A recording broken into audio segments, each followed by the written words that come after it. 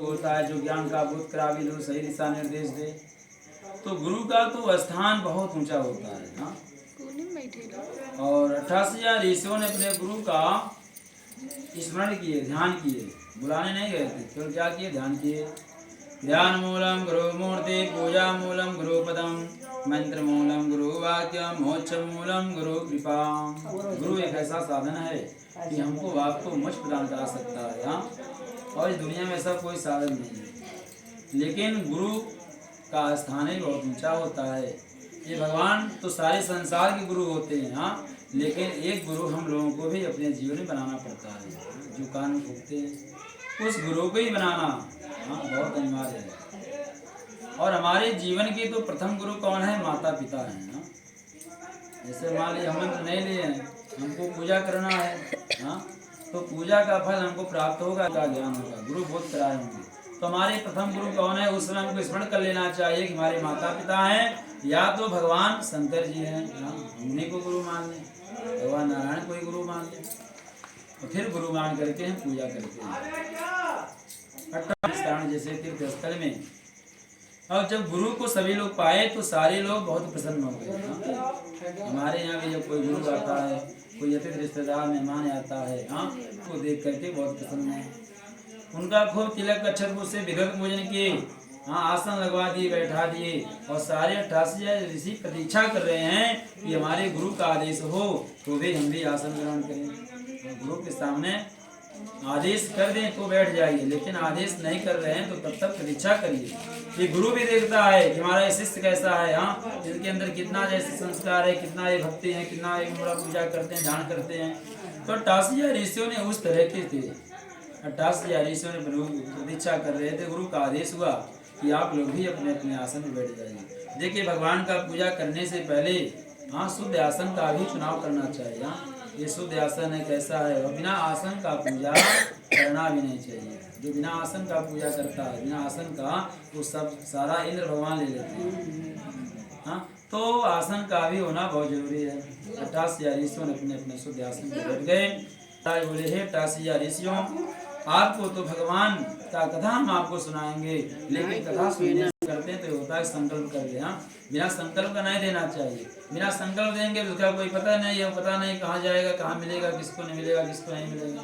तो हमारे जीवन में संकल्प प्रधान होता है। हम पूजा कर रहे हैं तो संकल्प किए अपने नाम घोष, भगवान की कथा सुन रहे हैं नाम घोष से, हाँ, तो संकल्प होता है। 88 ऋषियों से सूत जी महाराज बोले, पहले आपको संकल्प करना पड़ेगा। हाँ, और संकल्प माने होता है बंधना, बंध जाना। जिसे खेत में चारों तरफ मेड़बंदी होता है, लेकिन मेड़ कहीं से कट जाए उसका लाभ हमको पूरा मिलेगा? नहीं मिलेगा। अगल बगल जहाँ भी जाएगा उसका लाभ कुछ न कुछ तो लाभ उसका भी होगा, उस व्यक्ति का भी होगा। तो गुरु जी बोले, ठीक है, आपको संकल्प करना पड़ेगा। तो ये भगवान का हम कथा आपको सुनाएंगे। 88 ऋषि ने बोला, गुरुदेव, ये भगवान कथा आप सुनाएंगे, जो भी आपका आदेश होगा उसका हम पूरा पालन करेंगे। हाँ, 88 ऋषियों से सूत जी महाराज उपदेश दिए कि जब तक ये भगवान कथा हम आपको सुनाएंगे तब तक आप लोगों को मन को एकाग्रचित करना होगा, मन वाणी को पवित्र करके अपने शुद्ध आसन बैठ करके, और जब तक मैं इस मंत्र को बोलूंगा, भगवान कथा को बोलूंगा, तब तक आपका ही ध्यान कथा में होना चाहिए। ऐसा नहीं कि बैठे तो हैं कथा में, लेकिन थोड़ा सा भी कहीं ध्यान विचलित हो गया ना, उसका मतलब कुछ होगा तो आप सुनेंगे ही नहीं, हाँ, कोई लाभ नहीं होगा, और तो और पाप के भागी बनेंगे कि हमारे भगवान कथा सुनने के। जैसे बहुत लोग आते हैं, कथा बैठ जाते हैं तो नगर वार्तालाप ही करते हैं, कुछ नहीं करते हैं, वार्तालाप ही करते हैं, या और कहीं सोचते रहते हैं भोजन बनाना है, भोजन खिलाना है, करना है, बहुत सारा काम भी होता है, करना है, तो मन भटक जाता है। देखिए, भगवान कोई भी कथा हो, चाहे भगवान श्री सत्यनारायण कथा हो, कोई यज्ञ हो, कोई भागवत हो, कोई भी कथा हो, जब तक भी हम कथा में बैठे तब तक मन को एकाग्रचित करके ही बैठना चाहिए। मन वाणी को शुद्ध करके और पवित्र करके, मन को एकाग्रचित करके जब भी हम कोई काम करेंगे तो उसका लाभ हमको पूरा प्राप्त होगा। अब जब मन कई जगह लगा होगा तो उसका कोई मतलब नहीं होगा, कोई मतलब नहीं होगा। 88 ऋषि सूत जी महाराज बोले कि मन को आयत करिए, भगवान कथा सुनाएंगे। 88 ऋषि सूत जी महाराज कथा सुना रहे थे। हाँ, उसी समय कह रहे हैं, एकदा नारदो योगी प्राणुग्रहंचया मृत्युलोक मृत्युलोक उपागता। भगवान का एक कथा सुना रहे थे। उसी समय नारद जी कहीं से उनका मन विचलित हो गया, भटक गया, तो कह रहे हैं मृत्यु लोक तो लगाया जाता है, लेकिन बांस लगता क्यों है? बांस इसीलिए लगता है कि बांस कहता है देखिए हम कितनी ऊंचाई तक जाते हैं, लेकिन लास्ट में जाकर हम झुक जाते हैं ना। जीवन में हमको ही बहुत बड़ा व्यक्ति बनना है, तो जो जीवन में झुकना सीख गया, हाँ, तो उसका जीवन तो अजयमय हो जाएगा, बहुत बड़ा महान हो जाएगा। वृक्ष में फल लगता है, वो फल जितना बड़ा होता है जितना वो झुकता है। हाँ? आप मेरे मूर्ख व्यक्ति को चाहे इतना ज्ञान दीजिए, सूखे वृक्ष को आप कुछ भी बताइए, हाँ, वो कुछ करेगा तो अपने आप एक दिन समय आएगा नष्ट हो जाएगा। तो अभिमानी व्यक्ति जो होता है वो स्वयं नष्ट हो जाता है। हाँ? समय लग सकता है, लेकिन एक न एक दिन तो अपने आप स्वतः नष्ट हो जाएगा, कुछ भी नहीं करना पड़ेगा।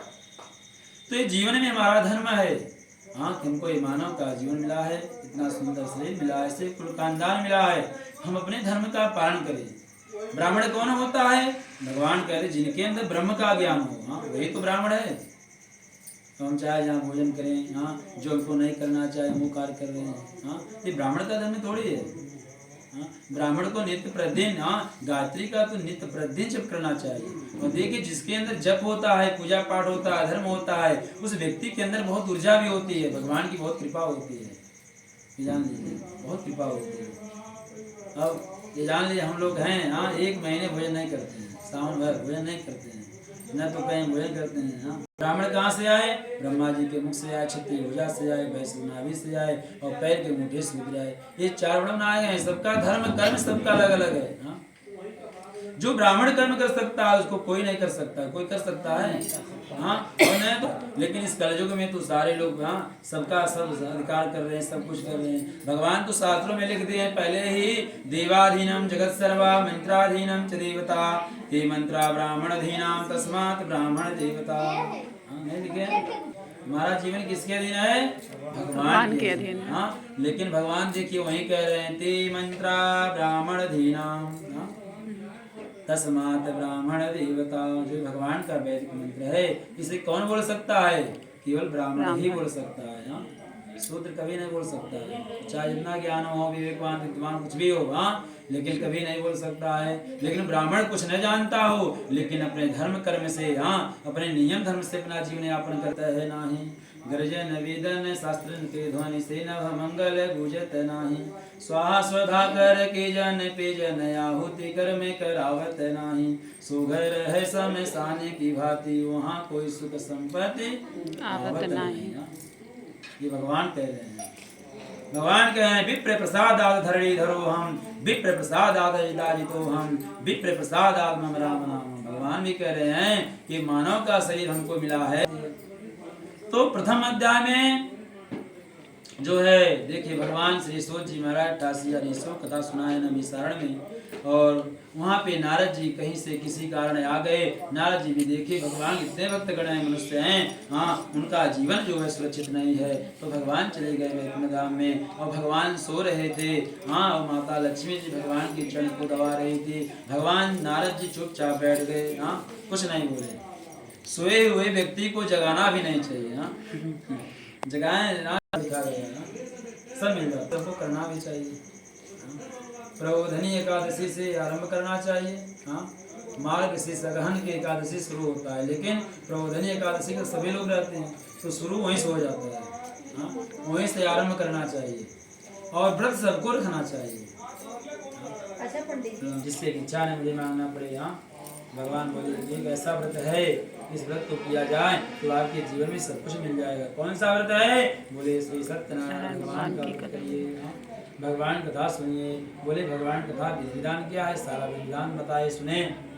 ब्राह्मण देवता के पास तो कुछ नहीं था, गरीबी बहुत था, लेकिन उन्हें जल लिए, संकल्प कर लिए अपने नाम से, अगले दिन यदि भगवान कृपा होगी, मुझे जो इच्छा मिलेगा हम उसी से भगवान का व्रत करेंगे, कथा को सुनेंगे। अगले दिन देखिए भगवान की कैसी कृपा हो गई कि उनको इतना धन मिला कि घर में रखने के लिए कहीं जगह नहीं है। तो भगवान की कृपा है। आए बहुत प्रसन्न मुद्रा में हैं, ब्राह्मण को आमंत्रित करिए, सबको बुलाए, भाई बंधुओं को बुलाए। और देखिए कथा सुनने से पहले सबसे पहले किसको बुलाना चाहिए? जो भी आपके भाई प्रताप लोग हैं, भगवान कथा अकेले सुनना भी नहीं चाहिए, हाँ उन सबको बुलाना चाहिए, सम्मान पूर्वक बैठना चाहिए, फिर भगवान का भी पूजन करें, भगवान कथा को श्रवण करें। तो ब्राह्मण देवता ने यही किया, सबको बुलाए, बुला करके बैठाए, उसके बाद भगवान का